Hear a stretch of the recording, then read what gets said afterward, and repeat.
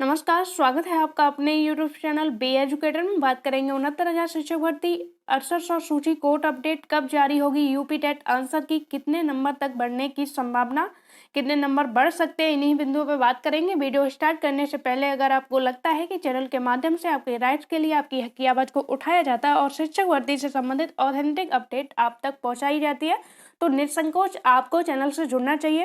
Time waste ना करते हुए हम बिंदु पर बात करेंगे। सबसे पहले बात करेंगे 6800 सूची को लेके। जैसा कि याद है कि जब से आरक्षण की ये सूची जारी हुई है तब से इसको लेके कोई ना कोई केस न्यायालय की शरण में इसको चैलेंज करने के लिए कोई स्पेशल अपील दाखिल कर दी जाती है। तो इसीलिए आज भी इसकी एक स्पेशल अपील पर हियरिंग है।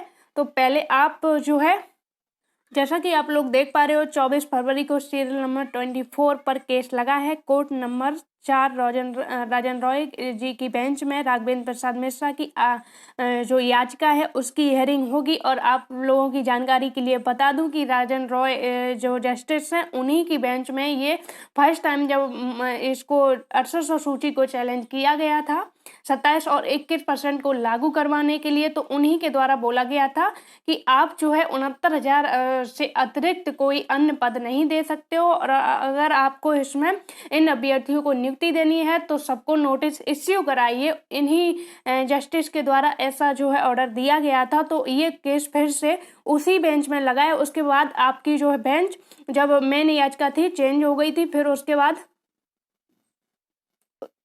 और ये स्पेशल अपील जो है कि इसको रद्द करवाने के लिए लगाई गई है कि 6800 सूची को रद्द किया जाए।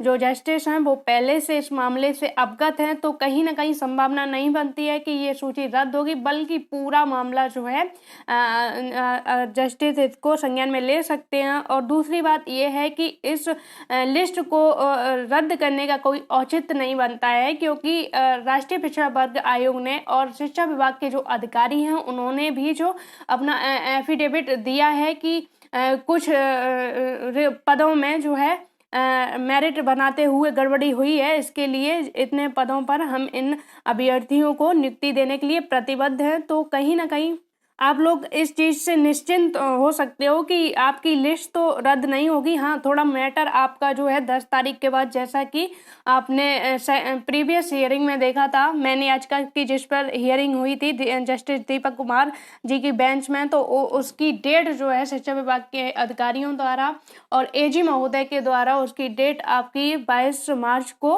लगी हुई है। तो हो सकता है कि इसकी डेट भी सारे मैटर को, क्योंकि एक ही मैटर से सभी याचिकाएं संबंधित है, भले ही अपनी अपनी जो है अपने अपने तरीके से उसको न्यायालय में चैलेंज कर रहे हो।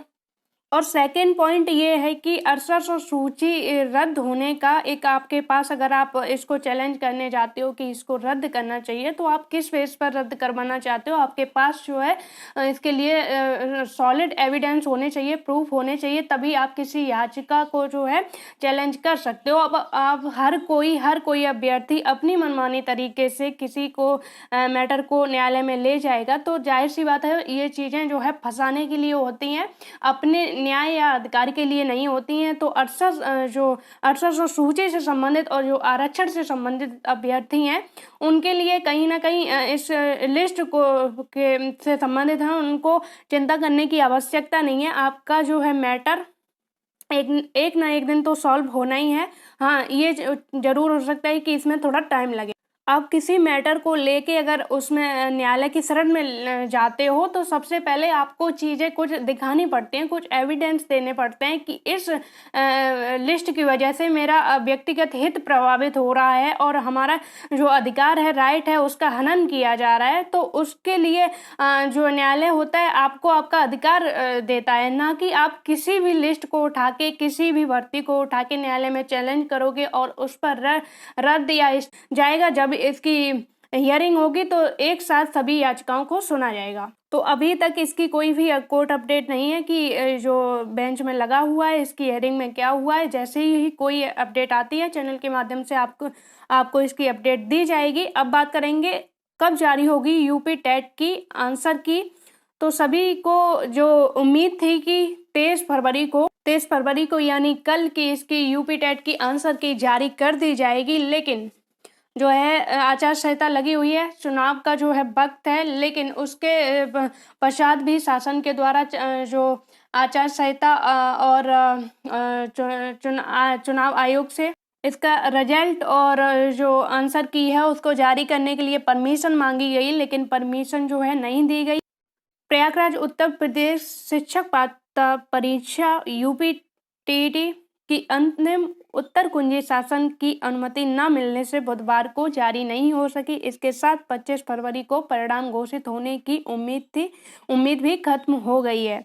विधानसभा चुनाव के मद्देनजर परीक्षा नियामक प्राधिकारी कार्यालय ने शासन से यूपी टीईटी का परिणाम जारी करने की अनुमति मांगी थी, लेकिन अनुमति नहीं मिल सकी। ऐसे में उम्मीद जताई जा रही है कि अब 10 मार्च को विधानसभा चुनाव परिणाम के बाद ही अंतिम उत्तर कुंजी जारी हो सकेगी। 23 जनवरी को आयोजित प्राथमिक और उच्च प्राथमिक स्तर की टीईटी में 18 लाख से अधिक अभ्यर्थी सम्मिलित हुए थे। तो इसके परीक्षा परिणाम, यूपी टेट के परीक्षा परिणाम और फाइनल आंसर की जारी करने के लिए जो है परीक्षा संस्था यानी पीएनपी ने अनुमति मांगी थी। चुनाव आयोग से भी और शासन से भी पत्र भेजा था, लेकिन उस पर अनुमति नहीं मिली। तो उम्मीद है कि अब इस पर जो है 10 मार्च के बाद ही आपको जो है इसका रिजल्ट और फाइनल आंसर की देखने को मिलेगी। वो भी 10 मार्च के बाद अगर आप चाहते हो कि 10 मार्च जैसे ही इधर जो है कोई न्यू गवर्नमेंट का अनाउंसमेंट होगा, कोई नई गवर्नमेंट बनेगी, उसका पता चलेगा, तो दूसरे दिन ही आपकी आंसर की जारी कर दी जाए, ऐसा भी नहीं है। आपको अगर कम से कम तो आपको 1 हफ्ते से दो हफ्ते तक तो वेट करना ही पड़ेगा 10 मार्च के बाद भी। तो उम्मीद है कि अब आपको इसका रिजल्ट जो है 20 मार्च के बाद ही देखने को मिले या मार्च के एंड तक आपका रिजल्ट इसका जारी हो जाए। अगर शिक्षा विभाग के अधिकारी इस पर ज़्यादा से ज़्यादा जो है जल्दी दिखाएंगे तो ही इसका रिजल्ट जो है 2 सप्ताह में 10 तारीख के बाद जारी हो सकता है। अब बात करेंगे कितने नंबर बढ़ सकते हैं। तो 2 से 3 जो सॉलिड क्वेश्चन है आपके, एक जो है एमएमपीआई जो परीक्षण से संबंधित जो क्वेश्चन है उसका तो पूरा अब मिस टाइप हुआ है, क्या हुआ है, तो वो क्वेश्चन ही गलत है, तो उस पर संभावना बनती है।